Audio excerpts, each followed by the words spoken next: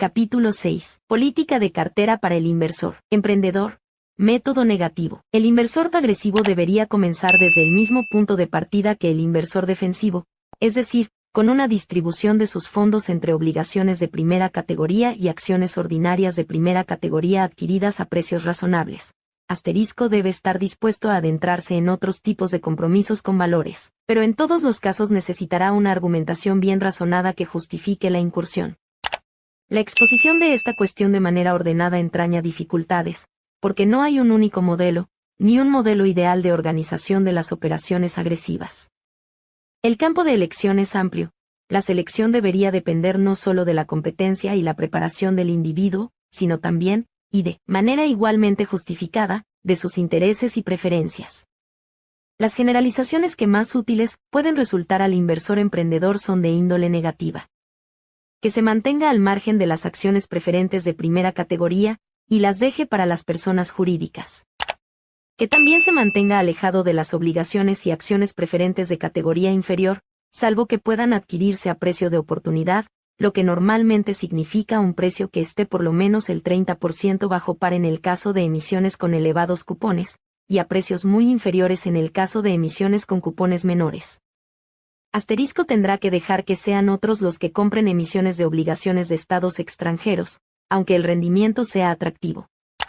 También tendrá que actuar con gran prevención ante todo tipo de nuevas emisiones, incluidas las obligaciones convertibles y las acciones preferentes convertibles que puedan parecer tentadoras y las acciones ordinarias con excelentes ganancias limitadas al pasado reciente.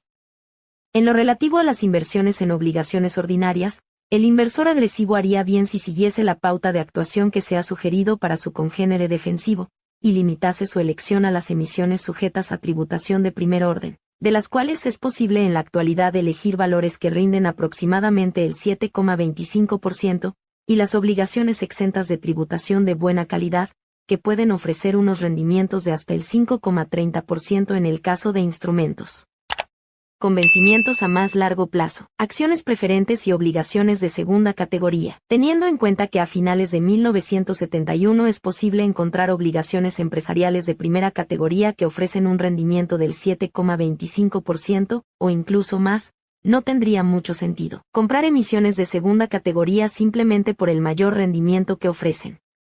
De hecho, las sociedades con una posición de solvencia relativamente deficiente han descubierto que les ha resultado prácticamente imposible colocar obligaciones simples, es decir, no convertibles, entre el público en los 2 últimos años.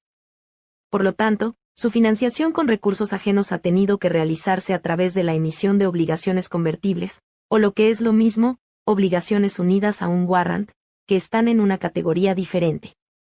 Se desprende que prácticamente todas las obligaciones no convertibles de categoría inferior corresponden a emisiones más antiguas que se están vendiendo con un gran descuento. Por lo tanto, ofrecen la posibilidad de disfrutar de una sustancial ganancia en valor del principal, si se dan condiciones favorables en el futuro, para lo que sería necesario que se combinasen la mejora de la calificación de solvencia de la sociedad, por una parte, y una reducción de los tipos de interés generales, por otra parte. No obstante, incluso en la cuestión de los descuentos de precio y la concomitante oportunidad de conseguir beneficios gracias al principal, las obligaciones de segunda categoría compiten con mejores instrumentos. Algunas de las obligaciones firmemente arraigadas con tipos de cupón, a la antigua usanza, 2,5% a 4%, se vendían aproximadamente por 50 centavos por dólar nominal en 1970.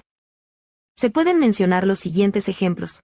American Telephone and Telegraph 2.625%, con vencimiento en 1986, cotizaba a 51. Hutchison Topeka and Santa Fe RR 4%, con vencimiento en 1995, cotizaba a 51. McGraw-Hill 3.875%, con vencimiento en 1992, cotizaba a 50,5. Por lo tanto, en las condiciones imperantes a finales de 1971, los inversores emprendedores pueden obtener de obligaciones de buena categoría que se venden con grandes descuentos todo lo que deberían desear razonablemente tanto desde el punto de vista de la rentabilidad como de las posibilidades de revalorización. A lo largo de este libro nos referimos a la posibilidad de que cualquier situación de mercado bien definida y prolongada que se haya dado en el pasado se pueda volver a repetir en el futuro. Por lo tanto, deberíamos tener en cuenta que políticas deberían elegir los inversores agresivos en el terreno de las obligaciones, si los precios y los rendimientos de las emisiones de mejor categoría volviesen a la situación que anteriormente se consideraba normal. Por este motivo volveremos a reimprimir las observaciones que sobre esta cuestión realizamos en la edición de 1965, cuando las obligaciones de mejor categoría rendían únicamente el 4,5%. En este momento deberíamos hacer alguna indicación sobre las emisiones de segunda categoría que se pueden encontrar con facilidad, y que arrojan rentabilidades de hasta el 8% o más. La principal diferencia entre las obligaciones de primera categoría y las de segunda categoría suele darse en el número de veces que los gastos por intereses están cubiertos por los beneficios. Por ejemplo, a principios de 1964 las obligaciones remunerables con cargo a ingresos de Chicago, Milwaukee, St. Paul and Pacific, al 5%, que cotizaban a 68, arrojaban un rendimiento del 7,35%. Sin embargo, los gastos totales por intereses de la autopista, antes de impuestos de sociedades, únicamente se cubrieron unas 5 veces en 1963, en comparación con nuestros requisitos de que estén cubiertos 5 veces en el caso de una emisión de ferrocarril bien protegida. Muchos inversores adquieren títulos de este tipo porque necesitan renta, y no pueden conformarse con la rentabilidad más escasa ofrecida por las emisiones de mejor categoría. La experiencia indica claramente que es poco sensato comprar una obligación o una acción preferente, que carece de una adecuada seguridad simplemente porque su rendimiento es atractivo. Asterisco. En este caso la palabra simplemente quiere decir que la emisión no está cotizando con un gran descuento y, por lo tanto, no ofrece la oportunidad de obtener una sustancial ganancia gracias al valor del principal. Cuando estos títulos se adquieren a precio íntegro, es decir, no muchos puntos por debajo del 100 asterisco, hay muchas probabilidades de que en algún momento futuro el tenedor tenga que sufrir unas cotizaciones muy inferiores. Cuando llega una mala racha, ya sea de actividad de la empresa o de mercado, las emisiones de este tipo suelen ser muy dadas a sufrir grandes caídas. Frecuentemente se suspenden los pagos de intereses o dividendos, o por lo menos se ven en peligro, y en muchas ocasiones se producen marcadas caídas de los precios aun cuando los resultados de explotación no sean tan malos. Como ilustración específica de esta característica de los títulos senior de segunda calidad, resumamos el comportamiento seguido por la cotización de un grupo de 10 obligaciones remunerables con ingresos de empresas de ferrocarril en 1946 a 1947. El grupo está compuesto por todas aquellas que cotizaron a 96 o más en 1946, con precios máximos que de media alcanzaron 102,5. Al año siguiente el grupo había registrado unos precios mínimos que en promedio alcanzaban únicamente el 68, lo que supone una pérdida de un tercio de valor de mercado en un periodo de tiempo muy reducido. Sorprendentemente, los ferrocarriles del país estaban consiguiendo en 1947 unas ganancias muy superiores a las obtenidas en 1946, por lo tanto, la drástica reducción de la cotización fue en contra de la situación en la que se encontraba la actividad de estas empresas, y fue en realidad un reflejo del ambiente de liquidación que imperaba en el mercado general. No obstante, se debe señalar que la caída de valor de estas obligaciones remunerables con ingresos fue proporcionalmente mayor que la de las acciones ordinarias de la lista industrial del Dow Jones, aproximadamente el 23%. Evidentemente, el comprador de este tipo de obligaciones a un coste superior a 100 no podría haber contado con participar en cualquier ulterior crecimiento en el mercado de valores. El único rasgo atractivo era el rendimiento por intereses, que de media alcanzaba el 4,25%, en comparación con el 2,50% de las obligaciones de primera categoría, lo que supone una ventaja de 1,75% en ingresos anuales. No obstante, lo que se produjo a continuación puso de manifiesto con demasiada rapidez y de manera absolutamente explícita que, a cambio de la pequeña ventaja en renta anual, el comprador de estas obligaciones de segunda categoría se estaba arriesgando a sufrir la pérdida de una parte sustancial de su principal. El ejemplo anterior nos permite exponer lo que opinamos sobre la falacia popular que suele recibir la denominación de inversión para empresarios. Esto supone la adquisición de un título que muestre un rendimiento mayor que el que se puede obtener con una emisión de primera categoría y que entraña un riesgo concomitantemente superior. Es un mal negocio aceptar la posibilidad reconocida de sufrir una pérdida de principal a cambio de un mero 1 o 2% de renta anual adicional. Si está dispuesto a asumir ciertos riesgos, debería estar seguro de que puede conseguir un beneficio realmente importante con el valor del principal en caso de que todo salga bien. Por lo tanto, una obligación de segunda categoría con un interés del 5,5 o del 6% que se venda a la par es prácticamente siempre una mala adquisición. Esos mismos títulos a 70 podrían resultar más adecuados, y si tiene paciencia probablemente podrá adquirirlos a ese nivel. Las obligaciones de segunda categoría y las acciones preferentes tienen dos atributos contradictorios que el inversor inteligente debe tener claramente presentes. Prácticamente todas sufren graves retrocesos cuando la situación del mercado es negativa. Por otra parte, una gran parte de ellas recuperan su posición cuando vuelven las condiciones favorables, y estas, en última instancia, acaban saliendo bien.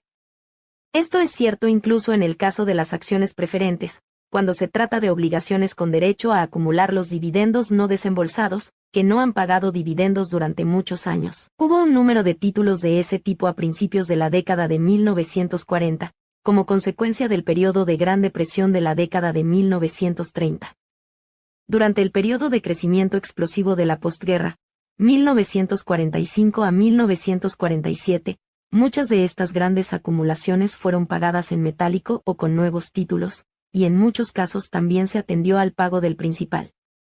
Como resultado, las personas que unos cuantos años antes habían comprado estos títulos desfavorecidos a precios muy bajos obtuvieron grandes beneficios. Bien podría darse el caso de que, en términos contables generales, los mayores rendimientos que se pueden obtener con las emisiones senior de segunda categoría hayan compensado las pérdidas de principal que eran irrecuperables. En otras palabras, un inversor que haya comprado todos esos títulos a sus precios ofrecidos podría haber tenido unos resultados similares, a largo plazo, a los de una persona que se hubiese limitado a títulos de primera categoría. Tampoco puede descartarse que sus resultados hubiesen sido aún mejores. No obstante, a efectos prácticos, esta cuestión es básicamente irrelevante. Sea cual sea el resultado, el comprador de títulos de segunda categoría que haya pagado el precio íntegro estará preocupado e incómodo cuando la cotización de los títulos se venga abajo. Además, no podrá adquirir un número suficiente de títulos que le permita garantizarse un resultado medio, y tampoco estará en condiciones de reservar una parte de sus mayores ingresos para compensar o amortizar las pérdidas de principal que acaben siendo permanentes. Por último, es una mera cuestión de sentido común abstenerse de comprar títulos a una cotización de más o menos 100 si la experiencia histórica indica que se pueden comprar probablemente a 70 o menos en el siguiente periodo de debilidad que atraviese el mercado. Obligaciones de países extranjeros. Todos los inversores que tengan un poco de experiencia, por pequeña que ésta sea, saben que las obligaciones extranjeras, en conjunto, se han granjeado fama de ser un mal instrumento de inversión desde 1914. Esto era inevitable, si se tiene en cuenta que desde esa época ha habido 2 guerras mundiales y una depresión mundial en el ínterin de una profundidad nunca conocida. Sin embargo, cada pocos años las condiciones de mercado son suficientemente favorables para hacer posible la venta de algunos nuevos instrumentos extranjeros a un precio cercano a la par. Este fenómeno es muy revelador de la forma de pensar de la mente del inversor medio, y no solo en el campo de las obligaciones.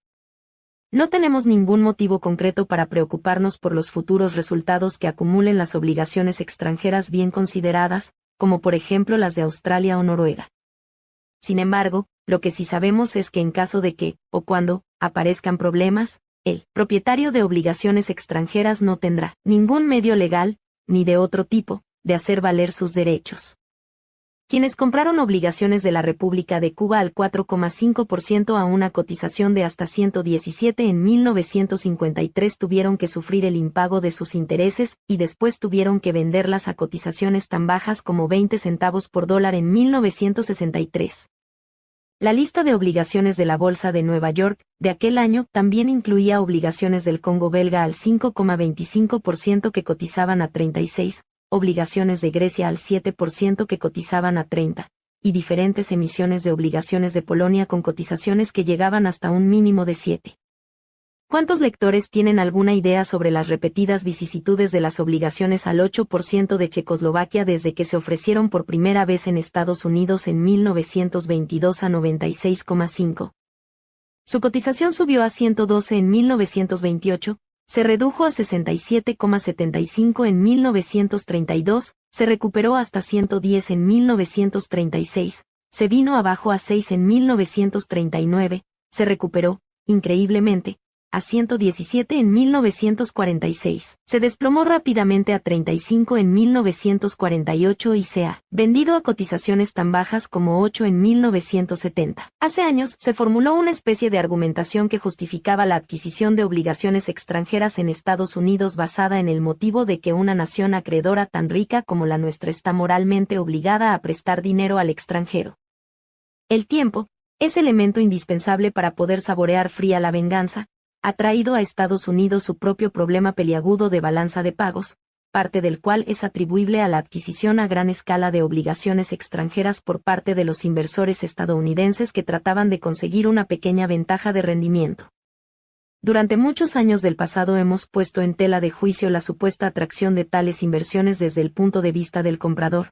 Tal vez deberíamos añadir en la actualidad que este último no solo se haría un favor a sí mismo, sino también a su país, si dejase pasar estas oportunidades. Las salidas a bolsa en general. Podría parecer desaconsejable tratar de formular cualquier tipo de afirmación general sobre las salidas a bolsa en conjunto, puesto que cubren la más amplia gama posible de calidad y de atracción. Ciertamente, habrá excepciones a cualquier regla que pueda sugerirse. Nuestra única recomendación es que todos los inversores deberían mostrarse muy cautos ante las ofertas públicas iniciales, lo que significa, simplemente, que tales ofertas deben ser objeto de un cuidadoso examen y de pruebas extraordinariamente severas antes de decidir qué interesa su adquisición.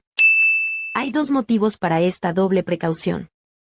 El primero es que las ofertas públicas iniciales cuentan con el respaldo de especiales dotes de venta por parte del vendedor, y exigen, por lo tanto, un especial nivel de resistencia a la compra.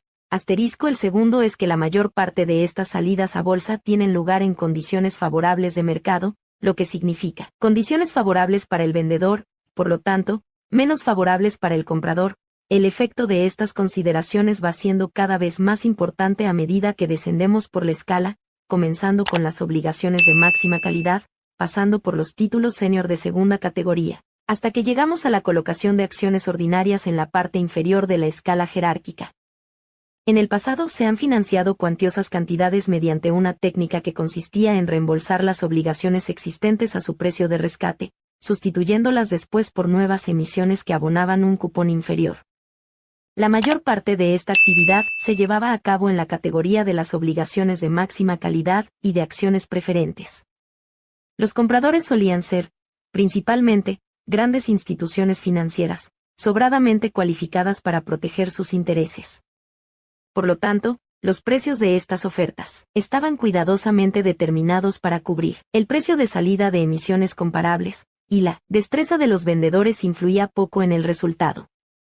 A medida que los tipos de interés se iban reduciendo más y más, los compradores acababan pagando un precio excesivamente elevado por estas emisiones, y buena parte de ellas acabaron sufriendo grandes declives en el mercado. Este es uno de los rasgos característicos de la tendencia a colocar nuevas emisiones cuando las condiciones son más favorables para el emisor.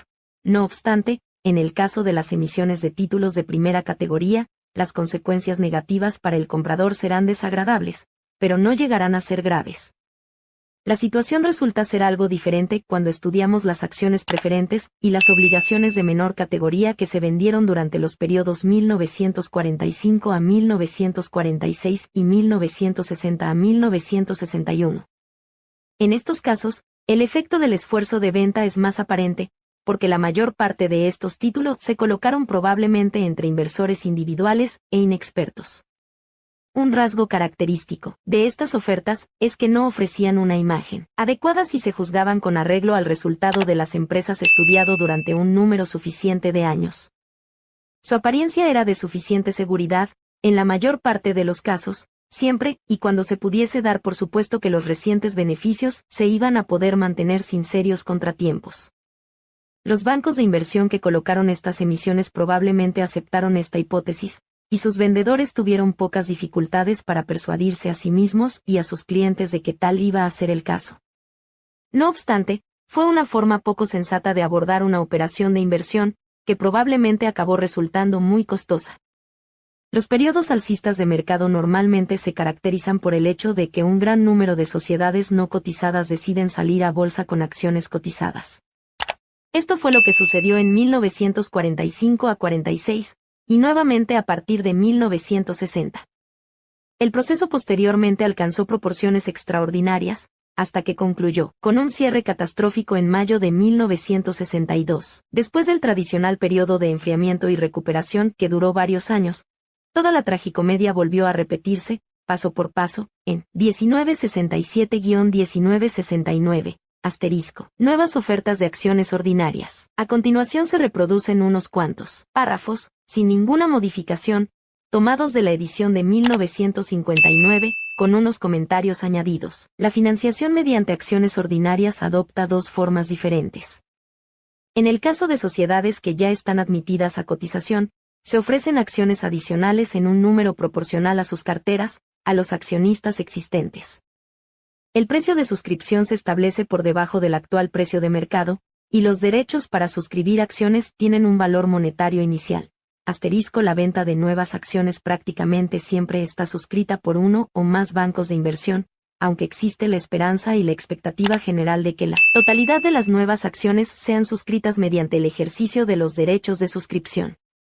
Por lo tanto, la venta de acciones ordinarias adicionales de sociedades admitidas a cotización por lo general no requiere un esfuerzo activo de venta por parte de las firmas que distribuyen estos títulos.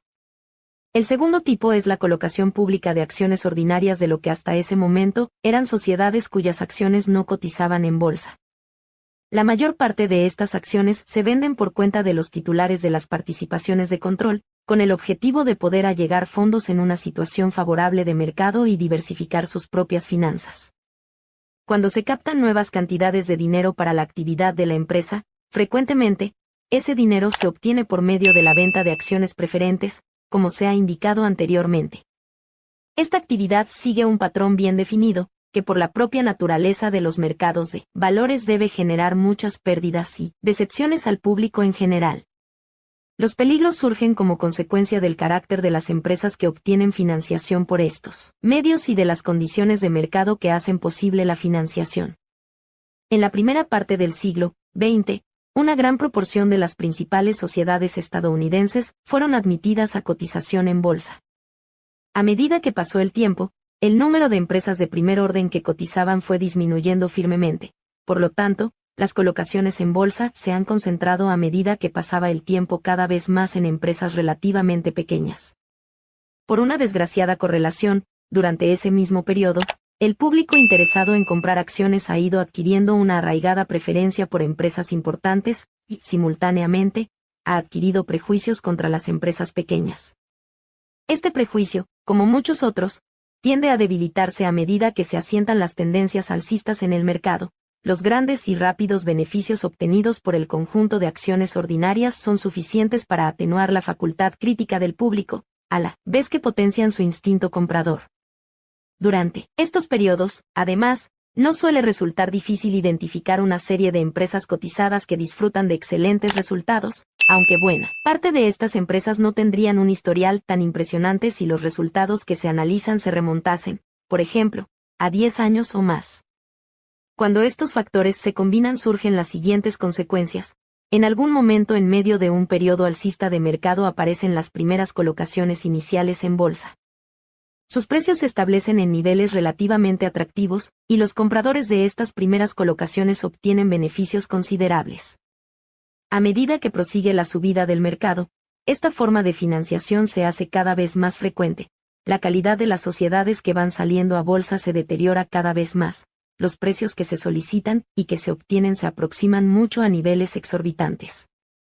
Una señal bastante fiable de que se aproxima el final de un periodo alcista es el hecho de que las acciones ordinarias recién colocadas de sociedades pequeñas y desconocidas flotan en el mercado a niveles algo superiores al imperante para muchas empresas de medianas dimensiones con un prolongado historial de mercado. Debería añadirse que muy poca de esta actividad de financiación mediante acciones ordinarias suele ser llevada a cabo por bancos de inversión de gran tamaño y de buena reputación. La insensatez del público y la disposición de las organizaciones vendedoras a vender todo aquello que se pueda vender obteniendo beneficio únicamente pueden tener un resultado: el colapso del precio. En muchos casos, estas ofertas iniciales pierden el 75% o más de su precio de oferta. La situación se agrava por el anteriormente mencionado hecho de que, en última instancia, el público tiene una aversión real a ese tipo precisamente de pequeñas emisiones que tan ansiosamente adquieren en los momentos de despreocupación. Muchas de estas emisiones caen, proporcionalmente, tan por debajo de su verdadero valor como anteriormente se vendían por encima de él. Un requisito elemental del inversor inteligente es la capacidad de resistirse a las argucias de los vendedores que les ofrecen títulos de ofertas públicas iniciales durante etapas alcistas del mercado. Aunque se puedan encontrar una o dos de estas ofertas que puedan superar exigentes pruebas de calidad y valor, probablemente es una mala política participar en este tipo de actividad. Por supuesto, el vendedor señalará que muchas de estas nuevas ofertas han disfrutado de importantes subidas de mercado, incluidas algunas alzas espectaculares en el día en el que salen a bolsa. No obstante, todo ello forma parte de la atmósfera especulativa. Es dinero fácil. Tendrá mucha suerte si acaba perdiendo solo el doble del dinero que sea capaz de ganar inicialmente con estas operaciones. Algunas de estas colocaciones pueden acabar siendo excelentes compras, unos cuantos años después, cuando nadie las quiera y se puedan obtener por una pequeña fracción de su verdadero valor. En la edición de 1965 continuamos nuestra exposición sobre esta materia de la siguiente forma. Aunque los aspectos más generales del comportamiento del mercado de valores desde 1949 no se han prestado muy bien a un análisis basado en una prolongada experiencia, la evolución de las colocaciones de nuevas acciones en el mercado ha seguido exactamente el curso que cabía esperar en función de la historia. Es dudoso que en el pasado se hayan realizado tantas ofertas iniciales, de una calidad tan baja, y con unas caídas de precio tan extremas como las que se están produciendo en 1960-1962.4. La capacidad del mercado de valores, en su conjunto, para desentenderse rápidamente de ese desastre es, indiscutiblemente, un fenómeno extraordinario, que nos hace retomar los recuerdos largo tiempo enterrados de la similar invulnerabilidad que mostró ante el colapso inmobiliario que sufrió Florida en 1925. Debe producirse una recaída en la locura de las ofertas públicas iniciales antes de que el actual periodo alcista de mercado alcance su cierre definitivo. ¿Quién lo sabe? No obstante, lo que sí sabemos es que un inversor inteligente no se olvidará de lo que ha ocurrido en 1962 y dejará que sean otros los que disfruten del siguiente lote de rápidos beneficios en esta área y que sean otros, en consecuencia, los que sufran las posteriores pérdidas desastrosas. En la edición de 1965, tras estos párrafos mencionábamos un horrible ejemplo. Literalmente, la venta de acciones de Aetna Maintenance Co. a $9 en noviembre de 1961. Siguiendo un comportamiento típico, las acciones subieron rápidamente hasta $15. Al año siguiente cayeron a 2.375 y en 1964 a 0,875. La historia posterior de esta empresa entra dentro de lo extraordinario e ilustra alguna de las extrañas metamorfosis que han tenido lugar en el mundo de las empresas, grandes y pequeñas, de Estados Unidos en los últimos años. El lector curioso encontrará la historia, antigua y moderna, de esta empresa en el apéndice 5.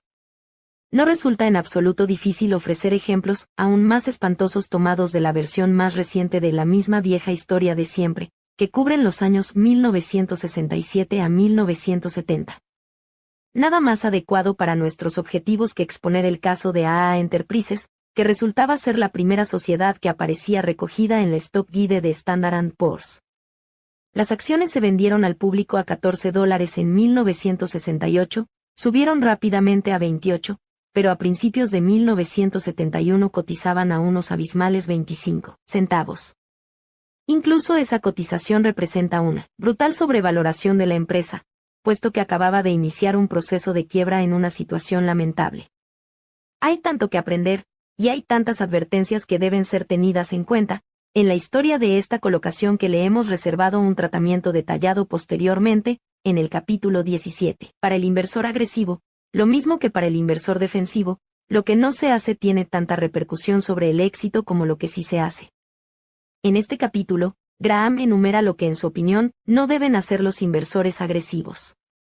A continuación ofrecemos una lista actualizada: la escoria de la tierra, las obligaciones de alto rendimiento, a las que Graham denomina de segunda categoría o de categoría inferior, y que en la actualidad se denominan bonos basura, son objeto de una valoración claramente negativa por parte de Graham.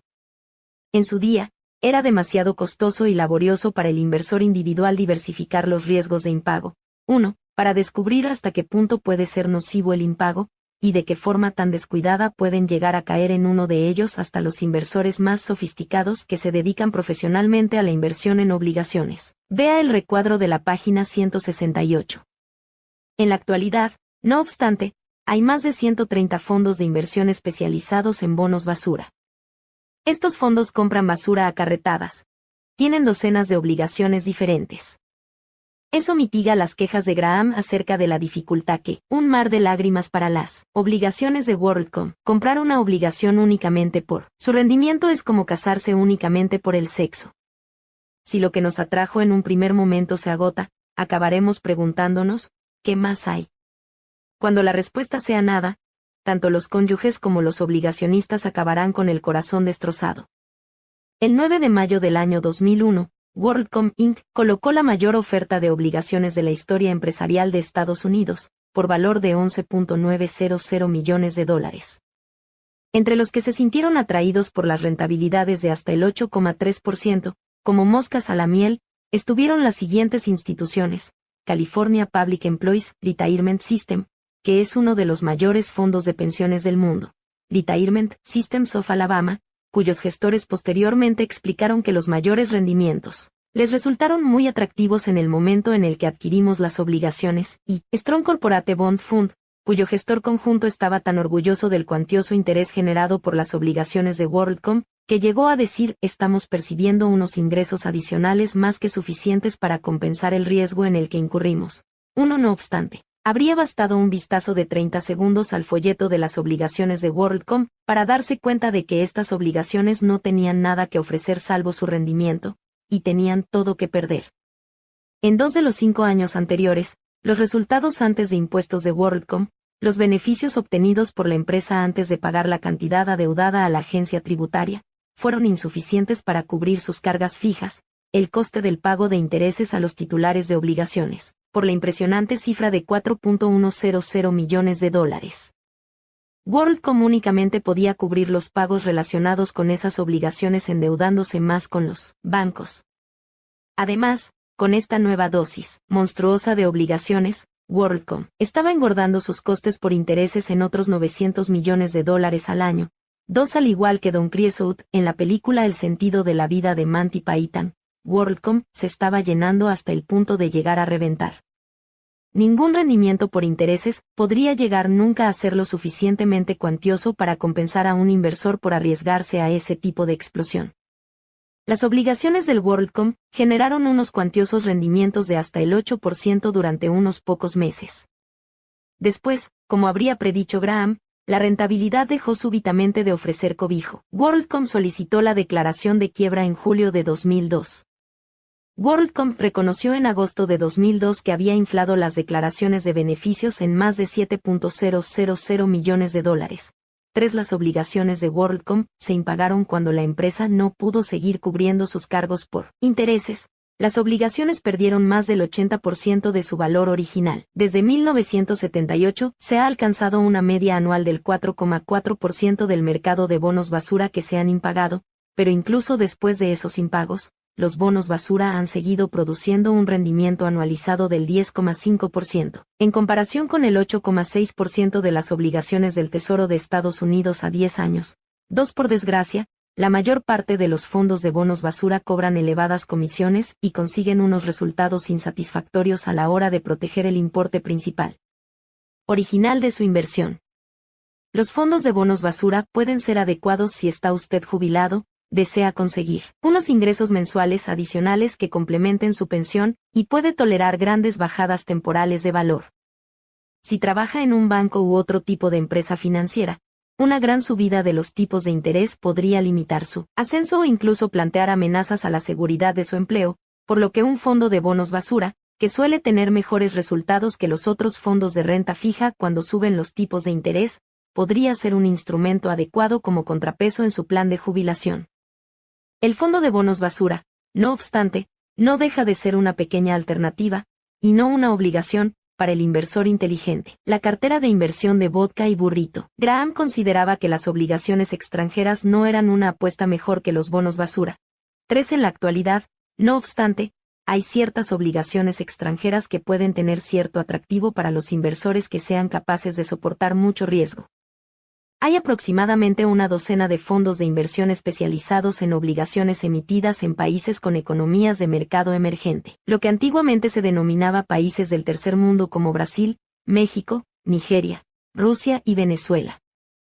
Ningún inversor en su sano juicio destinaría más del 10% del total de la cartera de obligaciones a unos instrumentos tan picantes como estos.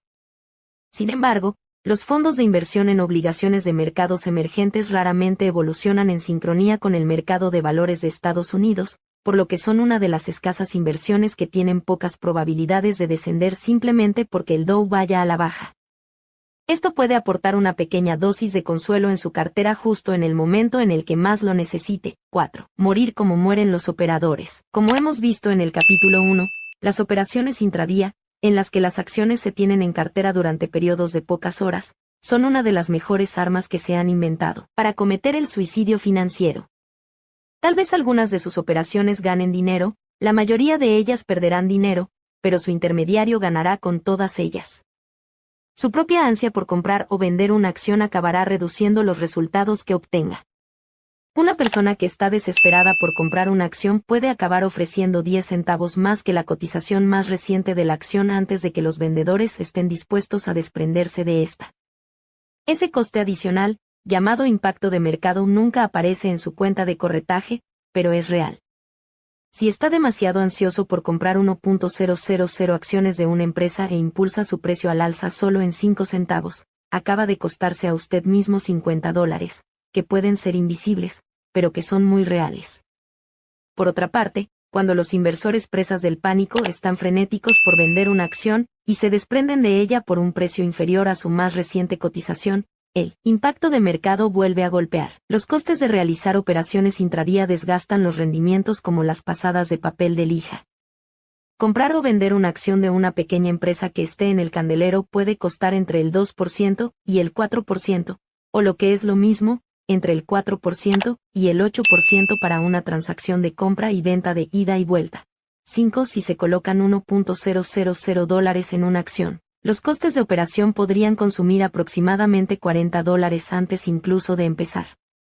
Cuando se vendan las acciones, podría ser necesario desembolsar otro 4% en gastos de operación. Ah, es verdad, todavía queda algo más. Cuando se hacen operaciones en vez de inversiones, las ganancias a largo plazo, grabadas al tipo máximo de ganancias de capital del 20%, se convierten en renta ordinaria, grabada a un tipo máximo del 38,6%. Si se suma todo eso, el operador necesita ganar por lo menos el 10% simplemente para alcanzar el umbral de rentabilidad en cada una de sus operaciones de compra y venta de acciones. 6. Cualquiera puede conseguirlo una vez, por mera suerte. Conseguirlo con la suficiente frecuencia para justificar la atención obsesiva que requiere, junto con los infernales niveles de estrés que genera, es absolutamente imposible. Miles de personas lo han intentado, y la evidencia es clara. Cuantas más operaciones se hacen, menos valor se conserva. Los profesores de finanzas Brad Barber y Terence Oudin de la Universidad de California examinaron los historiales de operaciones de más de 66.000 clientes de una importante firma de intermediación financiera de coste económico. Desde 1991 hasta 1996 estos clientes realizaron más de 1.900.000 operaciones. Antes de que los costes de operación desgastasen sus rendimientos, las personas integradas en el estudio habían conseguido unos resultados mejores que el mercado en un promedio de por lo menos medio punto porcentual al año. Después de tener en cuenta los costes de operación, los más activos de estos operadores, los que movían más del 20% de sus carteras de acciones al mes, pasaron de obtener mejores resultados que el mercado a tener unos decepcionantes resultados de 6,4 puntos porcentuales por debajo del mercado.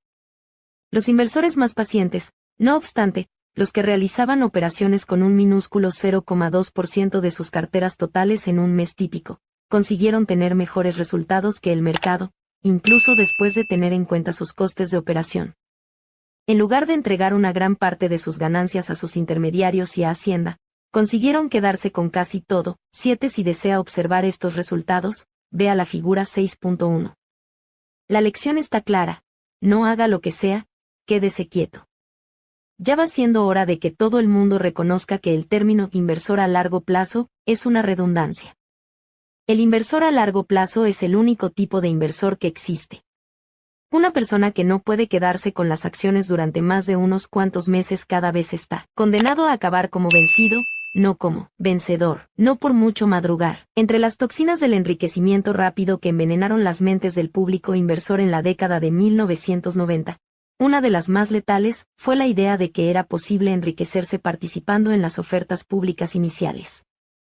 Una oferta pública inicial es la venta por primera vez de acciones de una sociedad al público en general. A primera vista, invertir en una oferta pública inicial parece una idea fantástica. Después de todo, si alguien hubiese comprado 100 acciones de Microsoft, cuando salió a bolsa el 13 de marzo de 1986, su inversión de $2.100 habría alcanzado los $720.000 a principios de 2003.8. Los profesores de finanzas Harry Ritter y William Schwed han demostrado que si usted hubiese repartido un total de únicamente $1.000 en todas las ofertas públicas iniciales en enero de 1960, su precio de oferta inicial, y las hubiese vendido a final de dicho mes, y hubiese vuelto a invertir de nuevo en cada hornada de ofertas públicas iniciales de cada mes sucesivo, su cartera de inversor habría tenido un valor de más de 533.000 quintillones. En números, esa cifra se escribiría así: 533.000.000.000.000.000.000.000.000.000. Figura 6.1. Cuanto más corres, más rezagado te quedas. Por desgracia, por cada oferta pública inicial como la de Microsoft que resulta ser un gran éxito, hay miles de fracasos. Los psicólogos Daniel Kahneman y Amos Tversky han demostrado que cuando los seres humanos calculan las probabilidades o la frecuencia de un suceso, la valoración no se basa en la frecuencia con la que realmente ocurrió el suceso, sino en lo notables que son los ejemplos ocurridos en el pasado. Todos queremos comprar el siguiente Microsoft, precisamente porque sabemos que no compramos el primer Microsoft. Sin embargo, todos pasamos convenientemente por alto el hecho de que la mayoría de las otras ofertas públicas iniciales fueron inversiones horrorosas. Únicamente podría haber ganado esos 533.000 quintillones de dólares si no hubiese pasado por alto nunca ni uno solo de esos raros triunfos del mercado de las ofertas públicas iniciales, y eso prácticamente es algo imposible. Por último, la mayor parte de los altos rendimientos de las ofertas públicas iniciales son obtenidos por miembros de un club privado exclusivo, los grandes bancos de inversión y sociedades de inversión que consiguen las acciones al precio inicial, o de suscripción, antes de que las acciones comiencen a cotizar en público. Las mayores subidas suelen producirse con un número de acciones tan reducido que ni siquiera los grandes inversores pueden conseguir una acción. Simplemente, no hay suficientes acciones en circulación. Sí, al igual que prácticamente cualquier otro inversor, usted únicamente puede conseguir acceso a las ofertas públicas iniciales después de que sus acciones se hayan disparado por el precio exclusivo inicial. Sus resultados serán espantosos. De 1980 a 2001, si hubiese comprado las acciones de una oferta pública inicial típica a su primer precio de cierre de cotización al público y las hubiese conservado durante 3 años, habría tenido unos resultados peores que el mercado en más de 23 puntos porcentuales al año. 9. Es posible que no haya ninguna acción que personifique mejor el sueño de enriquecerse con las ofertas públicas iniciales que la de Val Linux.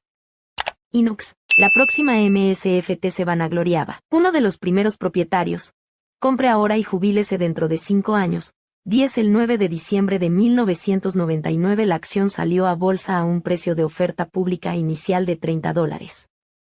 La demanda de las acciones era tan febril que cuando el Nasdaq abrió aquella mañana, ninguno de los propietarios iniciales de Balinux se desprendió de ninguna de las acciones hasta que el precio alcanzó los $299.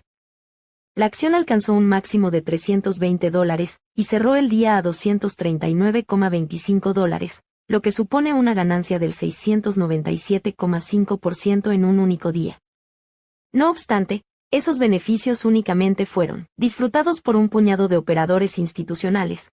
Los inversores individuales se quedaron prácticamente al margen por completo. Más importante es el hecho de que adquirir las acciones en una oferta pública inicial es mala idea porque infringe flagrantemente una de las reglas más importantes planteadas por Graham, con independencia del número de personas que quieran comprar una acción. Únicamente se deben comprar acciones si esa compra ofrece una forma económica de llegar a ser propietario de una empresa deseable. A su precio máximo de su primer día de cotización, los inversores estaban valorando las acciones de Balinux por un total de $12.700 millones. ¿Cuál era el valor de la empresa que había emitido las acciones? Balinux tenía menos de 5 años y había conseguido unas ventas acumuladas totales de $44 millones de su software y servicios, aunque había perdido $25 millones en el proceso.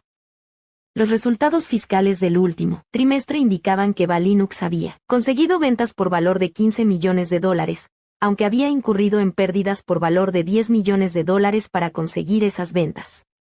Esta empresa, por lo tanto, perdía prácticamente 70 centavos de cada dólar que entraba en sus arcas. El déficit acumulado de Balinux, el importe en el cual los gastos totales habían sido mayores que sus ingresos, ascendía a $30 millones. Si Balinux hubiese sido una empresa no cotizada que perteneciese a su vecino, y un día su vecino se hubiese asomado sobre la valla y le hubiera preguntado que cuánto estaría dispuesto a pagar por esta pequeña empresa con graves problemas para quitársela de las manos, usted le habría respondido, bueno, $12.700 millones me parece una cifra acertada. O más bien habría sonreído educadamente, se habría dado la vuelta hacia la barbacoa y se habría preguntado qué rayos había estado fumando su vecino. Basándose exclusivamente en su propia valoración, a ninguno de nosotros se nos ocurriría en nuestra vida pagar casi $13.000 millones por una máquina de perder dinero que ya tenía un agujero negro de $30 millones. Sin embargo, cuando se trata de operaciones públicas en vez de privadas, cuando la valoración se convierte en un concurso de popularidad, el precio de las acciones parece más importante que el valor de la empresa a la que representan. Siempre y cuando haya otra persona que esté dispuesta a pagar más de lo que ha pagado usted por la acción, ¿qué importancia tiene lo que pueda valer la empresa? El siguiente gráfico muestra la importancia que puede tener. Figura 6.2. La leyenda de Balinux. Después de subir como un cohete el primer día de negociación, Balinux se desplomó como un ladrillo. El 9 de diciembre de 2002, 3 años después del día en el que la acción se cotizase a $239,50, la cotización de Balinux cerró aún a $19 por acción. Ponderando objetivamente los datos, el inversor inteligente debería llegar a la conclusión de que este tipo de operaciones deberían denominarse, en lugar de oferta pública inicial, oferta pública para idiotas, ofrezco precios insensatos, o también oportunidad para imbéciles.